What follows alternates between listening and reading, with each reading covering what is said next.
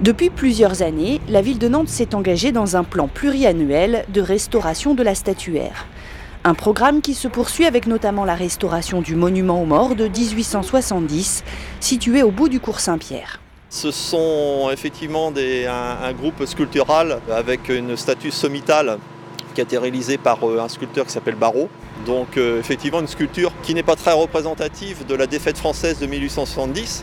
Sa symbolique est relativement belliqueuse. L'histoire, on la lit, mais on ne la lit pas forcément complètement sans document. C'est évident. Mise à terre en 1940 par les Allemands, cachée par les services municipaux de l'époque, la statue fut remise en place en 1987. Aujourd'hui, elle est déposée, direction les ateliers, pour une restauration qui ne doit gommer ni son âge, ni son histoire. Le travail de restauration sur ce type d'objets qui sont très commémoratifs, des événements historiques surtout, nous a fait dire que les dommages qu'elle a reçus durant la Seconde Guerre mondiale font finalement maintenant partie de son histoire et finalement méritent d'être préservés, en tout cas d'être connus.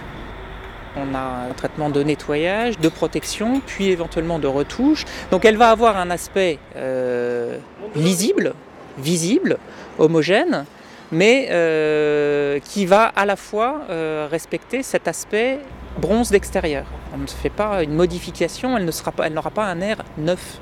On retrouve ce même respect de l'intégrité de l'œuvre chez les restaurateurs à l'ouvrage Place du Commerce, sur l'effigie d'Henri le Navigateur, un prince portugais, précurseur des grandes découvertes. On a effectué un nettoyage par projection d'abrasif sous pression pour enlever toute la colonisation des micro-organismes qui sont des mousses, des lichens notamment, qui s'incrustent un peu dans la surface du calcaire et qui ont tendance à le désagréger.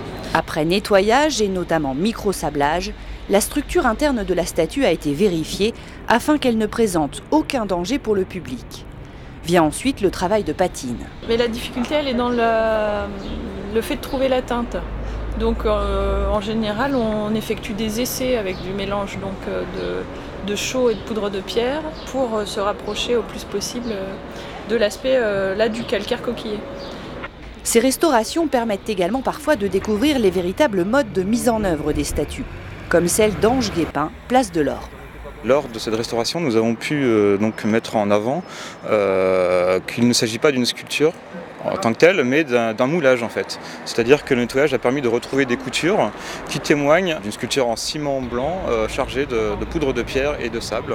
Ce n'est pas seulement un projet de préservation-conservation, donc on ne restaure pas simplement des statues pour elles-mêmes, mais on essaye de pérenniser des moments historiques. Ça raconte aussi cela. C'est-à-dire que ce sont souvent des événements historiques qui constituent finalement l'histoire de tout Nantais et l'identité nantaise.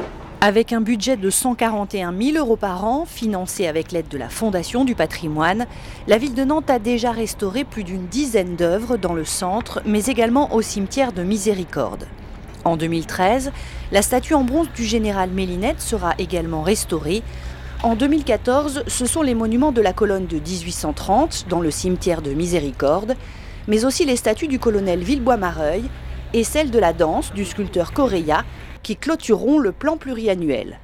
Et pour que le public nantais puisse les apprécier pleinement, une mise en lumière des statues est également prévue.